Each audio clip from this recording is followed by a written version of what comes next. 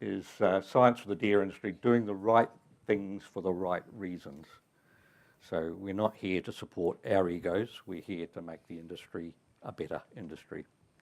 Now, you know me well that I don't take life all that seriously, and so in the process of this talk I'm bound to offend someone. So my response to that is get over it, okay? So I'm going to reflect back a little bit before I delve into what we do today. So I think you probably recognise, and there's a few old faces here, I'm trying not to look at people, but there's quite a few old faces here, that there's been a long and close association between research and the industry. In fact, the official start of the industry was only about a year before MMA started putting animals onto the farm. And I acknowledge people like Dr. Ken Drew, who a lot of you will have known. He's still alive, by the way, but he just doesn't pop up to conference anymore. And he's just 200 yards away from where I live, and I still don't see him very often. But Ken was my mentor up until when he retired in 2002, so I took over from him there. But he has a long and proud history with deer research and the deer industry. In fact, his main claim to fame is before he retired, he'd been to every single deer industry conference. I wouldn't claim that at all. I was hoping to get out of this one, but Catherine dragged me in. And it'd be true to say that deer farming knowledge was really quite scant. Deer farming was new, and deer farmers were knowledge hungry. And early research there was very influential in the evolution of modern deer farming systems that we see today. And I'll give you an example. Some of the early work that Peter Fennessy did on looking at feed intakes and required feed levels for deer set the trend for what we do today in terms of modern nutritional management. Now, things have changed, but because we had that background of the science to support the industry in the early days, they've changed in a positive direction. And, I have to say it's a pretty exciting time for researchers because everything you did was new. So I came in the 80s, it gave it away, didn't it? And even then, I'd have to regard the first 10 years of my career, and Catherine Morrow was part of my team in those days, were really exciting times studying endocrinology. Yeah, right, okay. But it was everything you did was new. And so you got into the international stage as well.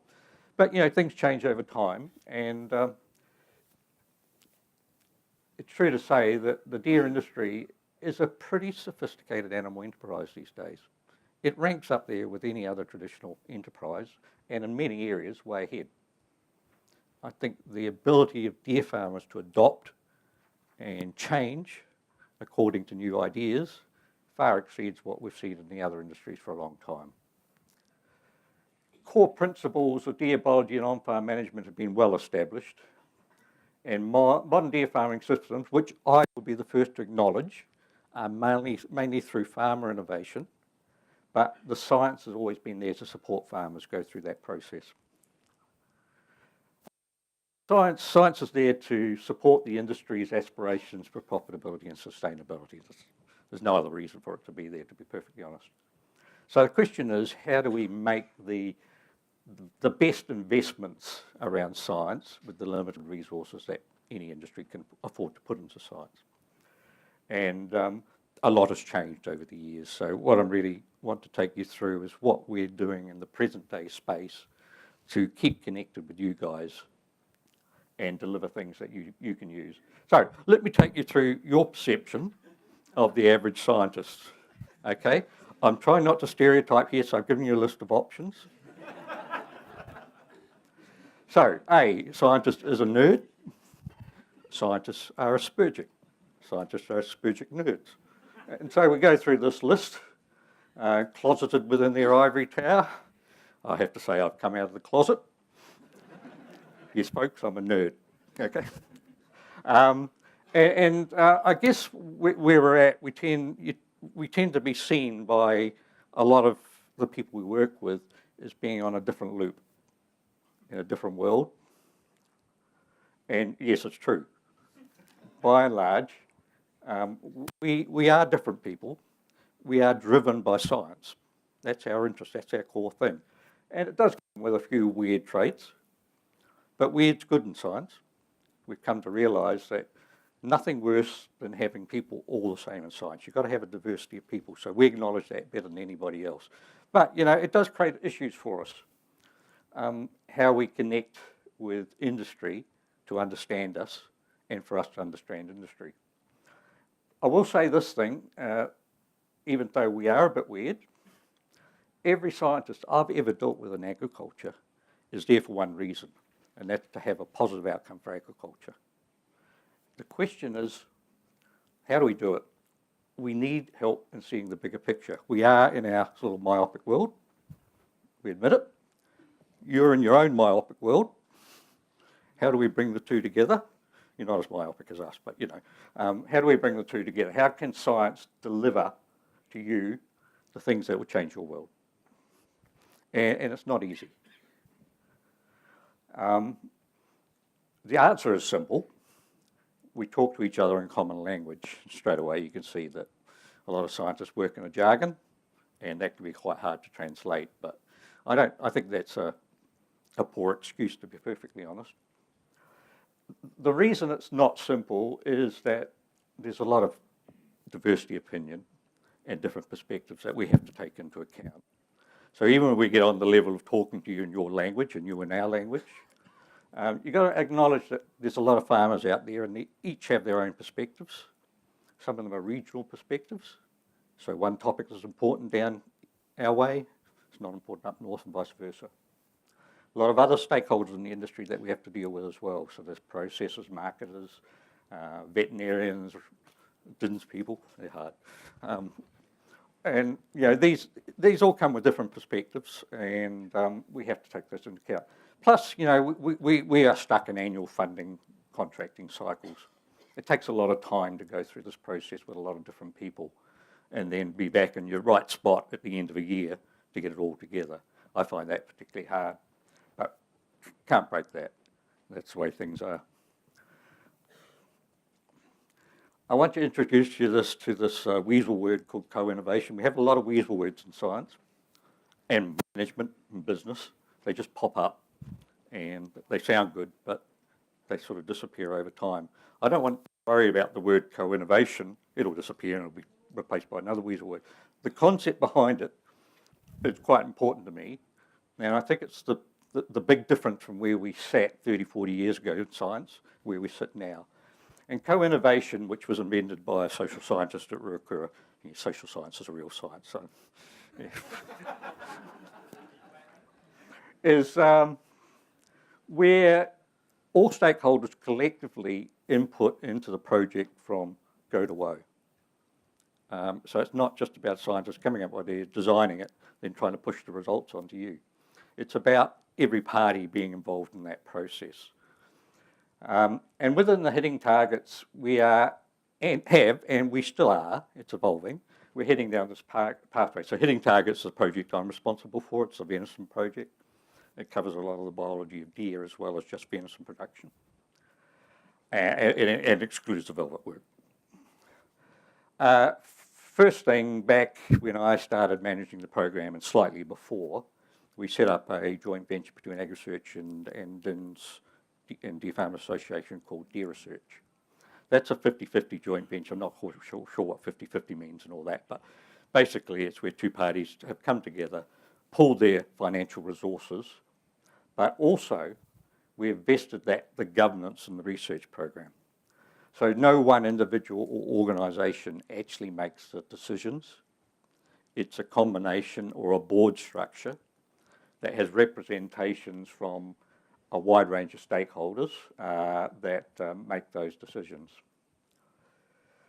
We also are in the process for a while now, and that's evolving well, of implementing and convening industry advisory groups for specified output themes. So rather than trying to talk to all farmers, we get a group of farmers who are interested in contributing, farmers and other stakeholders, and we sit down with them in a particular area that we want to invest research in. And I'll cover some of those shortly. We also like to invite farmers and processors and other stakeholders to our annual planning meetings that I run in February. And the reason they're there, and there's a couple of them here today, but the last one, Deb Simon from Palmer and Mark McCord from Central, is their brief is to keep us grounded in reality. You know, we can fling off ideas all left, right and centre, but we need to always have somebody that brings it back into reality for us. And then linking scientists at the end of it all through the where we deliver the outcomes through the P2P, productivity, passion to profit program, through advanced parties, through various other events that are there about adoption, changing attitudes, that sort of stuff. So there's a number of avenues we're working down. So just to explain Deer Research a little bit further, it's a joint venture established since 2000. The express purpose of guiding research and development investments from the industry, so that pulls AgResearch money. AgResearch puts about $1.3 million a year into it, and industry money from levies, which is about 400 to 450,000, and that's a lot of money for us. We're really happy to get that, and brings all the parties to the table in the allocation process. It has representation on the board, including AgResearch, DINs, universities, processors and deer farmers, plus an independent chair. So you see it's not just scientists driving this. These are all stakeholders in some way. Each stakeholder, though, has its own requirements. AgResearch's money comes from a pool where we have to invest very heavily into very strategic long-term science. Deer farmers want to invest in things that are more applied and give a more instant result. So we balance that. And the board is very, very good at doing that. My role is simply to inform the board what options we have, what ideas, what opportunities exist in science, and give them background on that, and they can make their decisions on that. The prioritisation of investments is always based on industry good outcomes and industry feedback. So, you know, your feedback is really, really important to the board to make those decisions. It's important to me too, because I still have to do some prioritisation of what I put to the board. And, you know, as always, there are always more potential projects and dollars available, so we've got to make some rational process by which we can rank things, and then it's my job to see how the money fits, and those things that rank lower fall off the bottom. Just because a project doesn't rank in 1 year doesn't mean that's not important for future. A good idea will always have its time, it just might not be the right time when you first put it up. So the industry advisory groups, some of the ones we're working with at the moment, Deer Select Stakeholders Reference Group, so they guide how Deer Select grows. We had a Deer Progeny Test Advisory Group, because that project finished, so yeah. Parasite Management Advisory Group is a very important one, because that's a very big chunk of money going in there.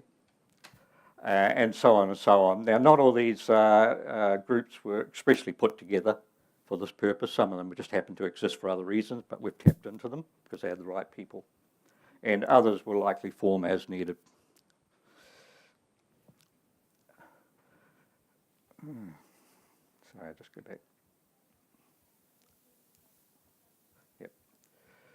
P2P, scientists are always willing to interact with advanced parties. In fact, we love it.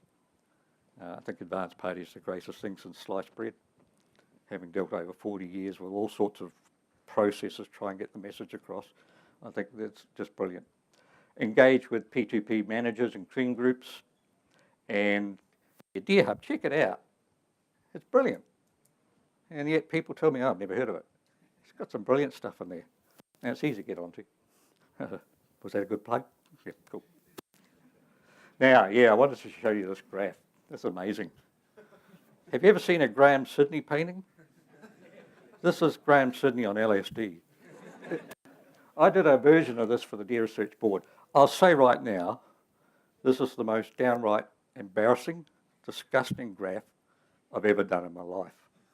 I like to have, you know, standard errors of means, precise points plotted, 95% confidence intervals.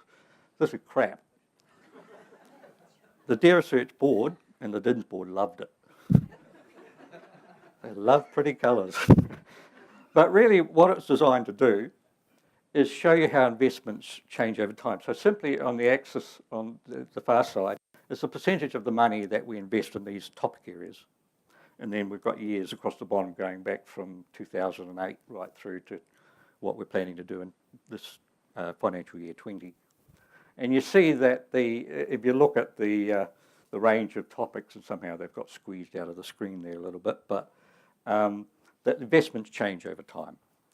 And there are reasons for that. Some projects simply complete and then we reinvest, or industry imperatives change. And for example, the top and pit environment, we had relatively poor investment in the environment for quite a large number of years.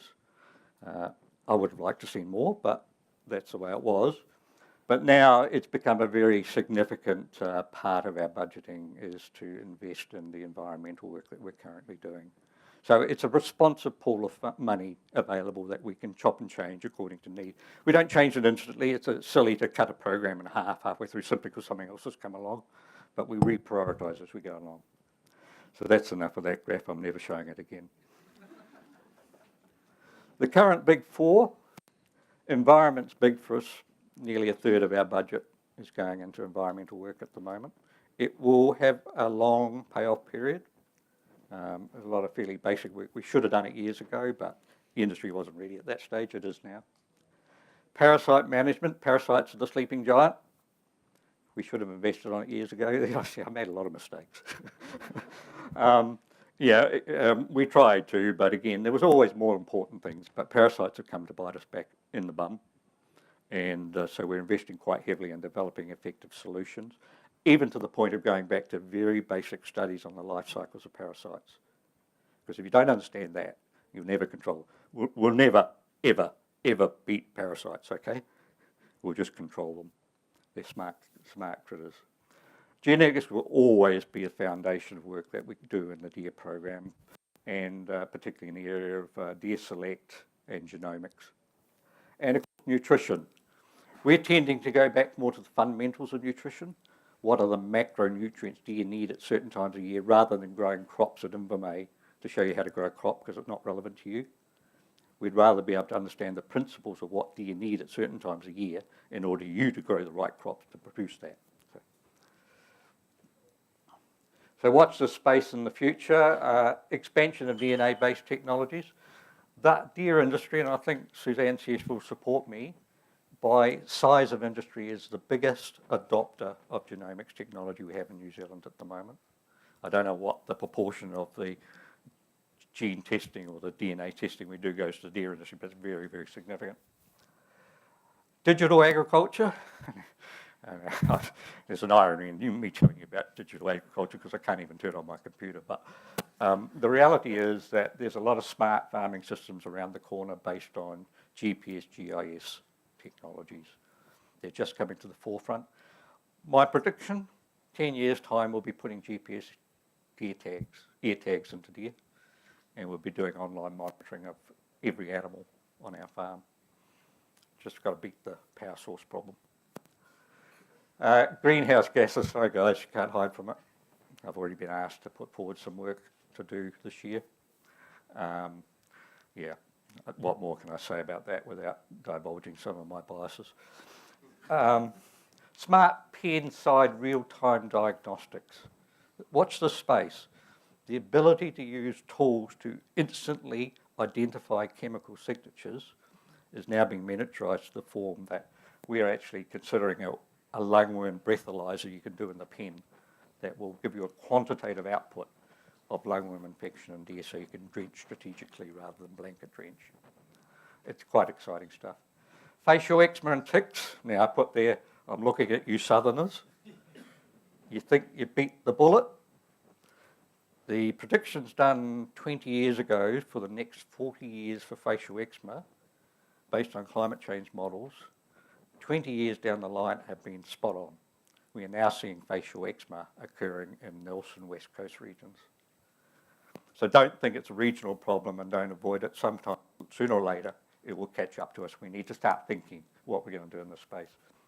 And DNA product traceability, because we're such big adopters of DNA technologies, we have an opportunity to capture something here in the traceability space.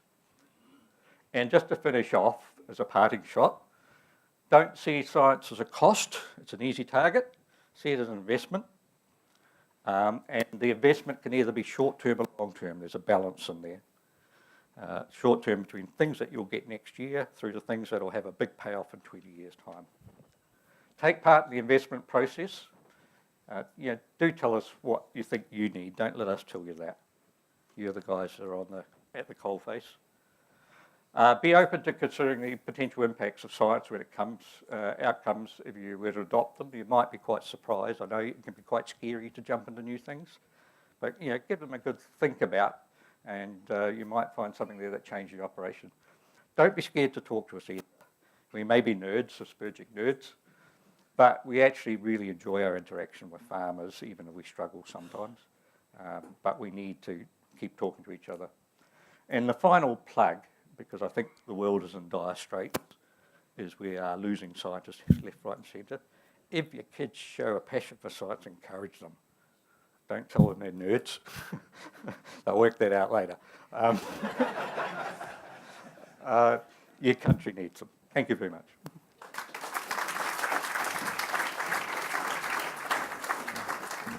Thank you very much, Geoff.